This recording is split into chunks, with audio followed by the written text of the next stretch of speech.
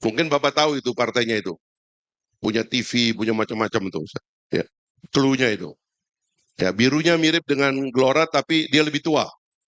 Tuh ya. Ya. Udah. Pimpinannya udah. Udah cukup ya. Udah tahu. Pimpinannya bukan santri tapi jenggotan. Ngomong aja amin Pak, Allah Maha tahu. Kalau orang yang pakai amin itu untuk sekedar nunggangin umat Islam untuk berpolitik, nggak bakalan sampai niatnya, nggak bakalan sampai doanya.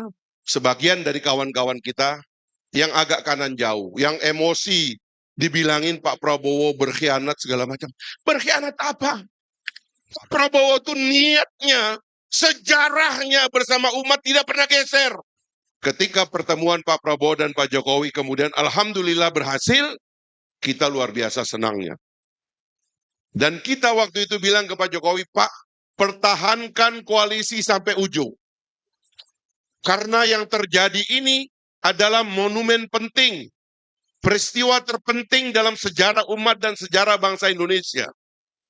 Bayangan kita pada waktu itu, Mas Aris, kalau ini berhasil kita gabungkan sampai ujung, kita akan lihat siapa yang nggak sabar. Karena gini bayangannya itu, Mas Aris. Pemilih Pak Prabowo itu 45%. Pemilih Pak Jokowi 55%. 45 tambah 45 tambah 55 berapa Pak? 100%.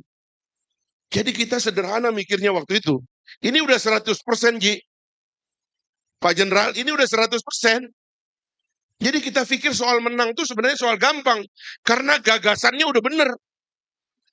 Ini menggabungkan tokoh yang didukung oleh umat Islam dan didukung dengan tokoh yang didukung oleh kaum nasionalis. Kalau sudah bergabung, terus udah, waktu itu kita bilang gabung sampai ujung Pak. Makanya waktu itu Pak Jokowi lahir istilah koalisi besar dan sebagainya. Dia kumpulkan menteri-menteri dalam kabinet, kita gabung sampai ujung. Pikiran kita pada waktu itu, kalau ada lawan, dalam tanda petik yang tidak sabar, pasti ada. Karena nggak boleh.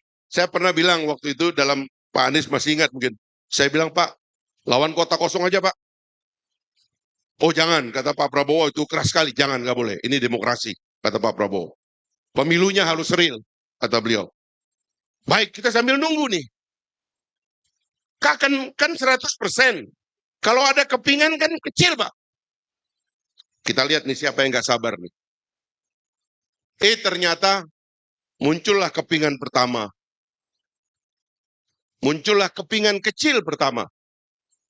Ada sebuah partai, mohon maaf nggak ada di sini, melihat bahwa surveinya udah hampir habis.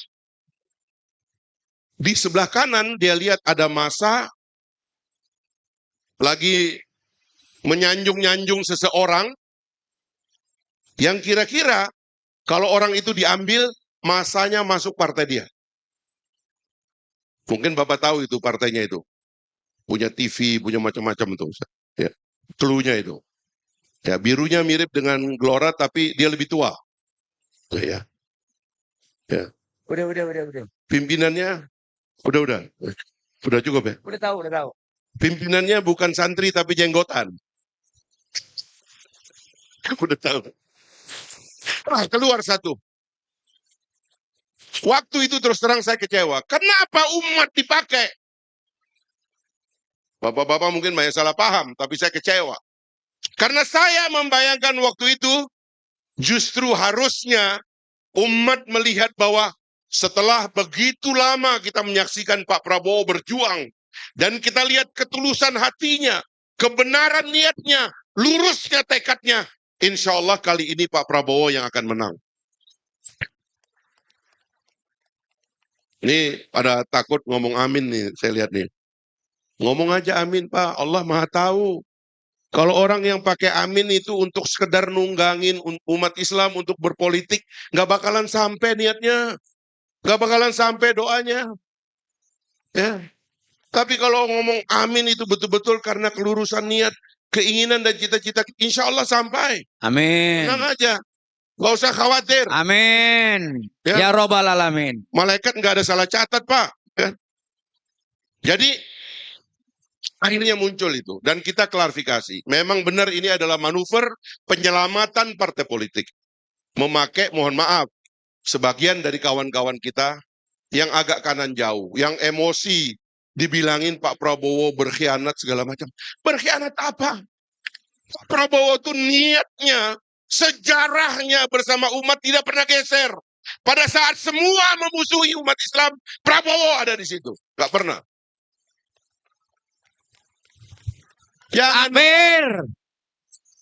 Jangan dong orang baru syahadat 1-2 hari udah dianggap, wah ini gak bisa begitu dong.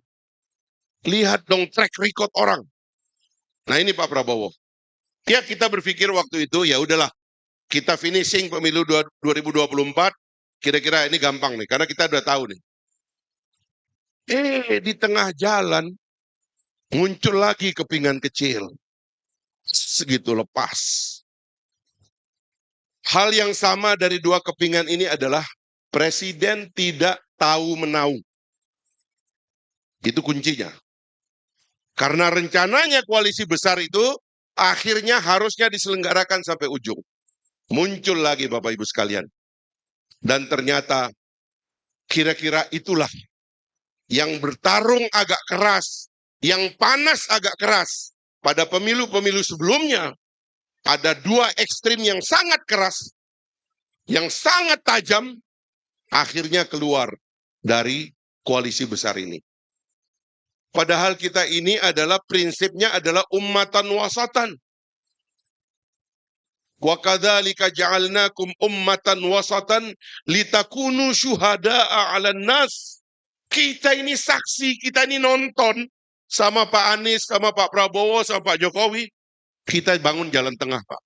Kita terharu bahwa Pak Prabowo dan Pak Jokowi bersatu telah menyelamatkan Indonesia dari COVID, dari akibat perang yang memotong logistik, perang Rusia-Ukraina, menyelamatkan kita dari ketegangan Laut Cina Selatan, dan dari banyak instabilitas geopolitik yang disebutkan Pak Anies tadi. Kita bersyukur luar biasa. Tiba-tiba bangsa besar yang terancam pecah karena konflik politik ini, dua pemimpinnya bersatu. Bapak Ibu sekalian, Pak Jokowi umur pemerintahannya itu lebih kurang tinggal 9 bulan. Dan dalam 9 bulan ini, kita menyaksikan lahirnya solidaritas masif di tengah umat Islam dari hari ke hari. Finishingnya luar biasa. Bahwa bangsa ini ternyata akan bersatu, makanya kami juga menggaungkan tagar salam aklamasi. Karena kita ingin betul-betul memang penyelamatan bangsa ini betul-betul kita lakoni sekali saja, 14 Februari 2024. Kenapa demikian? Pasca Februari, putaran kedua 26 Juni. Kira-kira 4-5 bulan. Ketegangan geopolitik bisa saja diimpor masuk ke Indonesia, sehingga dalam 5 bulan itu targetnya adalah menggoncang keadaan. Supaya terjadi apa yang mereka sebut sebagai perubahan. Bahkan sekarang ini sudah ada gerakan pemakzulan Presiden Jokowi. Kita jangan lihat Pak Jokowinya. Pak Jokowi tinggal 9 bulan. Kita lihat bahwa harus ada segera mandat baru kepada seseorang yang tadi dikatakan oleh Pak Anies sebagai man of the moment. Sebagai orang yang diciptakan oleh sejarah, menjadi korban geopolitik, dan sekarang hadir untuk menyelamatkan keadaan. Itulah Pak Prabowo sekarang ini. Kita bisa harus memastikan bahwa 14 Februari 2024, pintu untuk masuknya gejolak global kepada Indonesia kita tutup rapat-rapat. Dengan menuntaskan pemilu tanggal 14 Februari itu. Dan ini sudah dirancang dari awal. Kita harus punya rencana, orang lain punya rencana. Tapi alhamdulillah rencana kita itu nampak. Yang berkeping tadi menurut saya berusaha membesar diri. Tapi insya Allah tidak akan berhasil. Kami percaya bahwa umat adalah ummatan wasatan. Umat yang moderat, umat pertengahan. Maka hari-hari ini kita akan menyaksikan seharusnya Pak Amir semakin banyak yang datang ke tengah dan menyatakan diri secara aklamasi kita sekarang harus memilih Prabowo Gibran. Ide besar inilah yang kami sejak awal di Partai Gelora sampaikan kepada Pak Jokowi, kepada Pak Prabowo, dan dua-duanya menyatakan dukungan yang kuat. Ini bangsa besar. Kita tidak boleh izinkan spekulasi terhadap bangsa besar ini. Karena sekali lagi adalah ini bangsa yang bisa kita gunakan untuk perjuangan global.